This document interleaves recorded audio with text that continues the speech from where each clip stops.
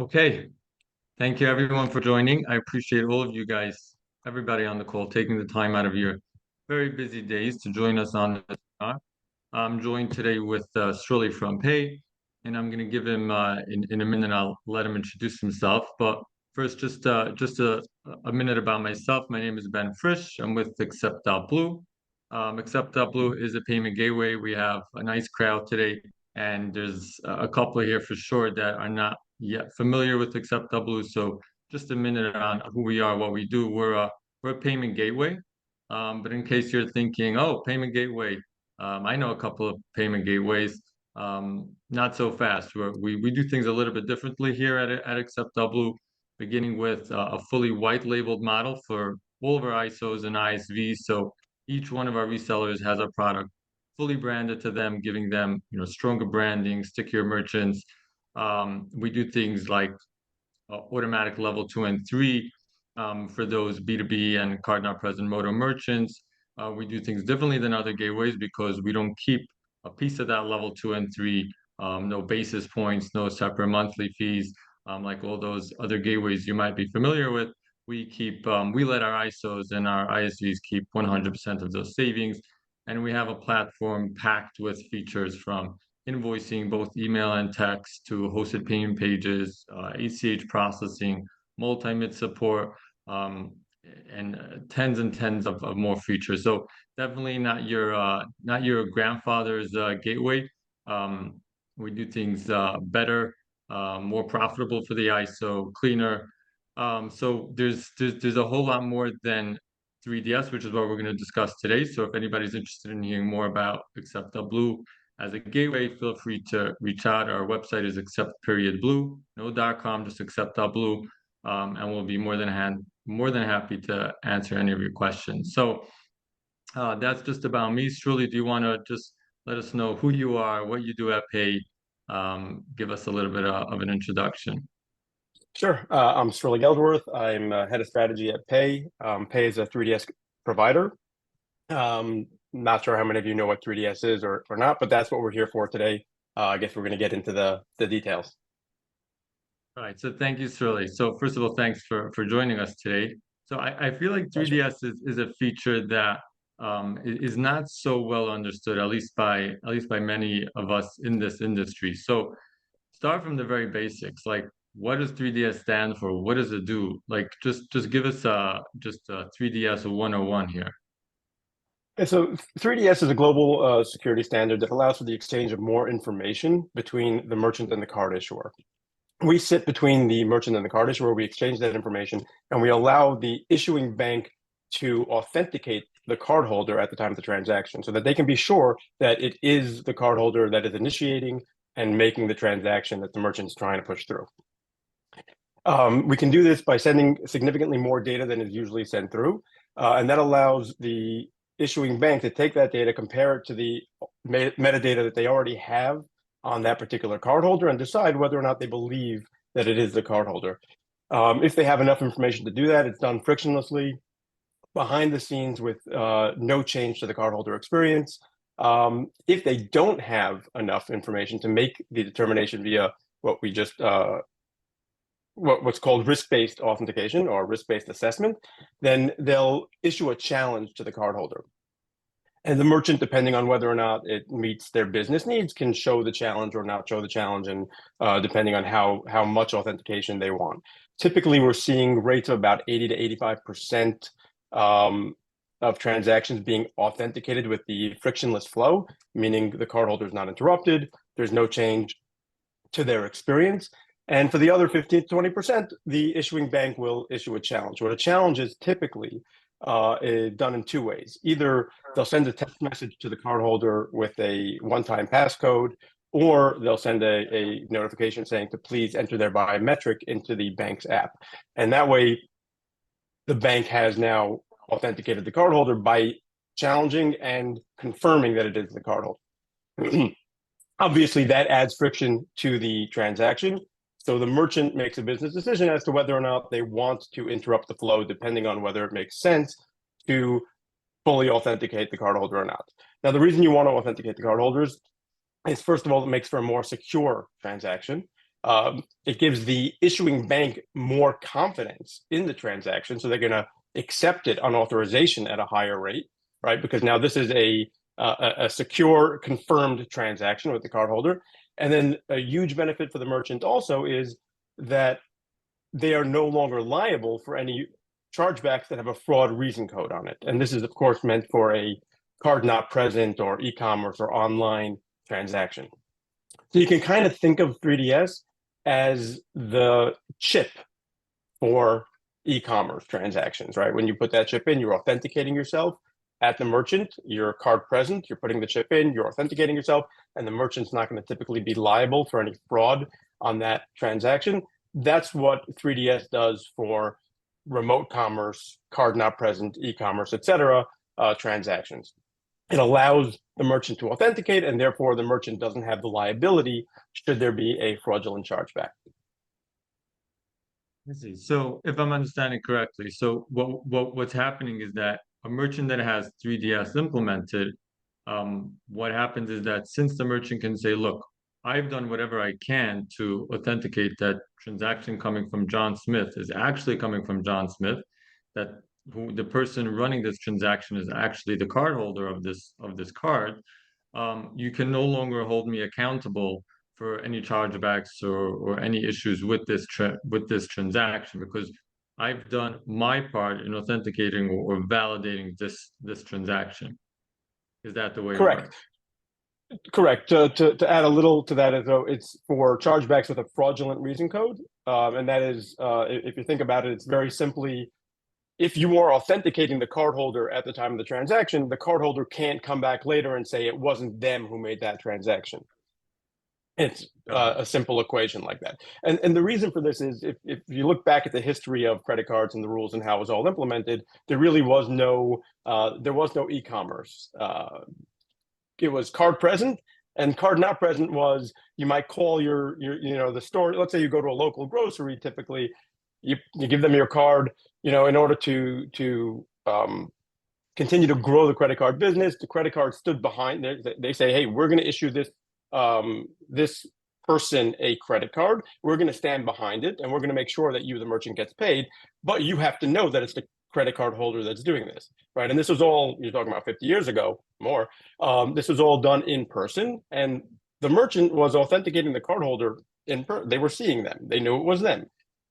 But if the cardholder would call up the merchant, same merchant, and say, hey, I'm going to send somebody in, do me a favor, put it on my card, here's my card number, right? In those cases, the merchant was always responsible for that transaction. So they weren't when the person would come in, card present, give the card in person, but they were if you called it in and it became a moto transaction or whatever it might be. Obviously, the world has changed a lot, and as e-commerce grows and is even overtaking card present transactions, those rules always stayed the same. And things had to be done to allow the merchant to do more to protect themselves from this kind of fraud. And that's where 3DS comes in. And 3DS is a protocol that is owned by EMVCo, which is a conglomerate of all the card brands, and each one has their own version and rules set around it, but the rules are all giving that liability shift. I see. I got that. So you mentioned that around 85% of transactions are authenticated without any challenge or any interruption in that checkout process. And then you pretty much the remainder, around 15%, require some sort of challenge, which, like you explained, I know I've experienced it many times where I'm going to some online store, right, buying some digital service or even an item, and then they'll say, we're going to send a code to your cell phone. I get that code, I enter it, and that's me passing that challenge, right? But Correct. is there from 3DS side a time where the issuer will decide, okay, this is not authenticated. Like we have reason to believe that this transaction is not taking place by the alleged cardholder. Does that happen? And can you give us the numbers on that? So that's it. It does happen. It's on a much smaller scale, right? If it doesn't look right, typically the issuing bank is going to challenge the cardholder and try to get them to prove that they are who they say they are, and if not, obviously they're going to reject the authentication. But there are times where the the issuing bank will reject the transaction outright from an authentication standpoint, and they will recommend that you do not take that transaction should they do that. And it might be because they know it's a stolen card or for whatever other reason, right? That you might have just made a transaction in one part of the world and are now trying to make it in another part of the world, and something that seems so off to them that they might outright reject it. Yes, but the numbers on that are much lower, 1 to 2%. Okay. I hear. Okay, so we've got a one huge benefit where the merchant is off the hook, right? How much we've gotten clear. We've shifted the liability from the merchant. They are no longer responsible. Are there other benefits to a merchant using 3DS other than the liability shift? Yes. So on top of the liability shift, there's also stronger confidence on the issuer's part in this transaction because they got that extra data, and we can talk about some of the data that's sent over and how that affects the authentication. But the more data that's sent over, and there's 150 data elements that can be sent over, and you're talking about from first name, last name, billing address, shipping address, things that don't typically go to authorization in a e-commerce transaction. It gives the issuing bank more confidence in this transaction, so they're going to also approve it at a higher rate. So your authorizations will go up as well. I see. So a merchant can expect less declines if they're using 3DS. Correct. I got it. Okay, so all this makes sense. Obviously, a merchant operating in a retail environment, right, wouldn't really benefit from this type of solution. But can you help us understand the industries where you see this playing like a really pivotal role, where it's making the biggest impact? Like there are ISOs here. Which industries should they be thinking about when they're thinking about rolling this out to their merchants? Sure. So obviously, any e-commerce business, I'm a little biased, but in my opinion, any e-commerce business is going to benefit from 3DS, right? Whether it's just protecting yourself, having that liability shift, getting the better authorization rate, because historically, card not present authorizes at a significantly lower rate than card present transactions. Anything you can do to bump that authorization number up is very helpful to the business, top line revenue. It's very important. So, biased, of course, but I think any e-commerce business will benefit from 3DS.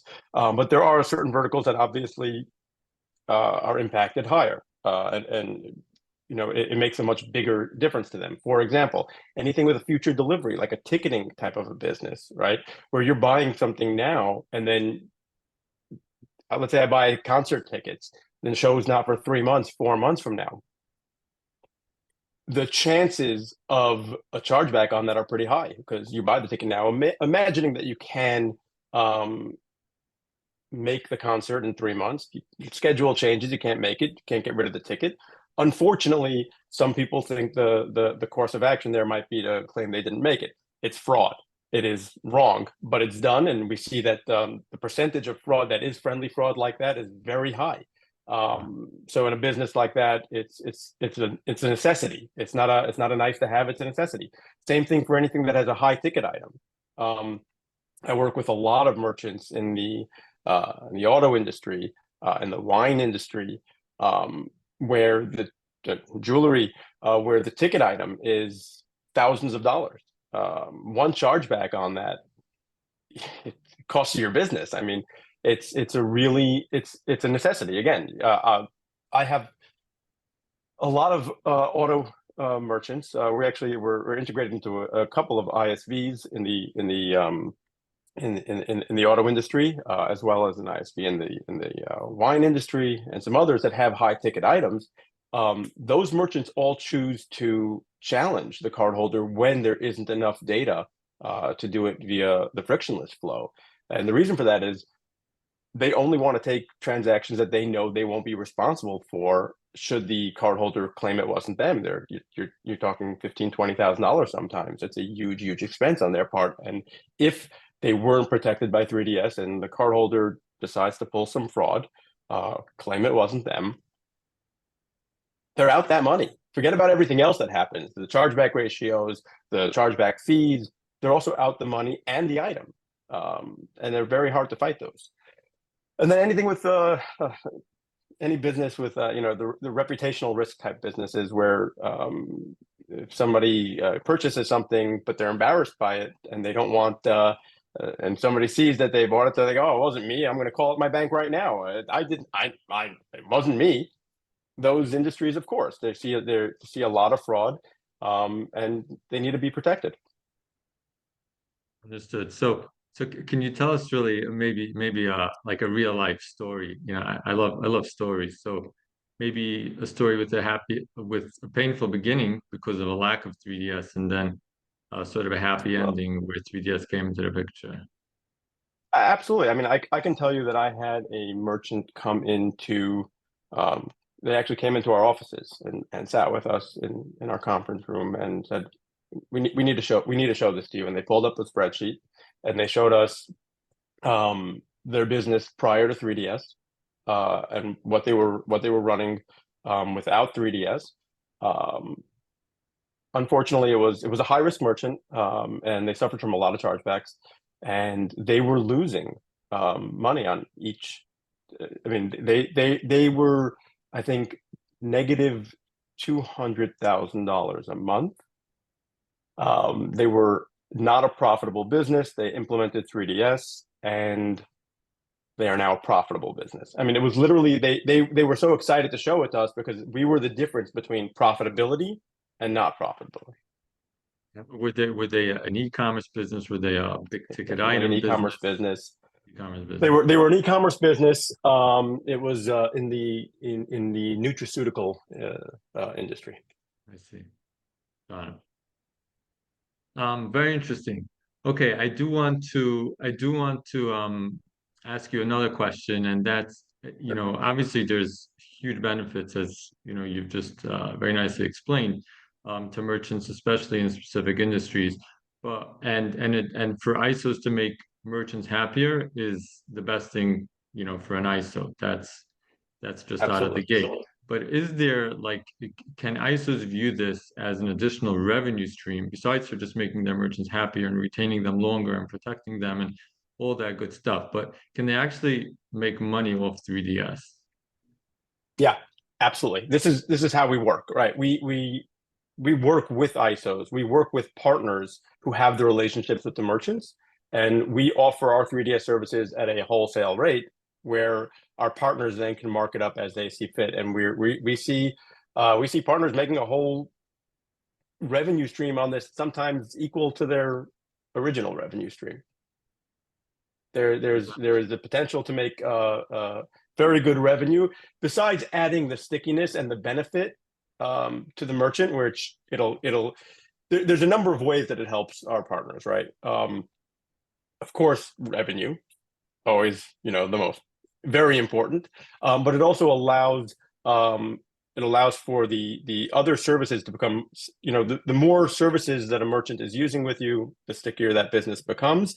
But additionally, because 3DS protects the merchant from chargebacks and it protects the chargeback ratio and it protects the mid, so it allows the business to stay healthier, to stay active longer, and it allows our partners to get a longer life with that merchant. I hear that. Okay, so for our ISOs and resellers that are on this webinar, and for those prospective ISOs that are here, obviously this is all very good stuff coming from PAAY. How does it interact with your accept.blue gateway account? So I just want to spend a minute, you know, discussing that. So we've integrated to PAAY on a number of different endpoints, on our invoicing solution, on our host payment pages, on our API library. So all of those endpoints support 3DS. And what that practically means is that if you're a reseller of accept.blue and your merchants are using our gateway and they're using a feature, let's just talk about invoicing as an example. So you have a merchant ABC that's invoicing their customers by using the invoice tool that's built into the gateway. They're emailing or texting an invoice to their customers. And let's say they're doing big ticket items like Shirley was talking about. Let's say they're doing $10,000, you know, car warranties or repairs or whatever it is, and they send out an invoice for that amount.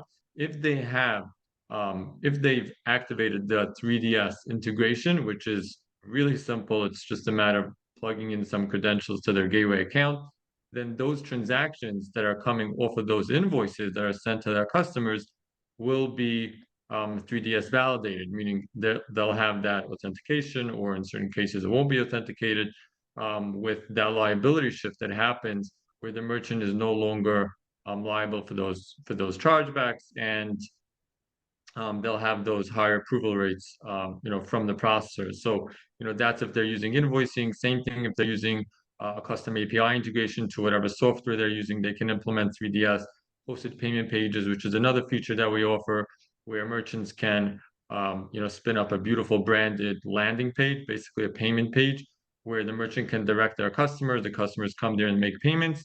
If they implement 3DS there, then transactions happening on that hosted payment page will be protected. There will be that liability shift. There will be that higher, approval rate on those transactions. So that's where we've implemented 3DS, and that's how the gateway interacts with Pay, with the 3DS provider. So again, it's a fairly simple process.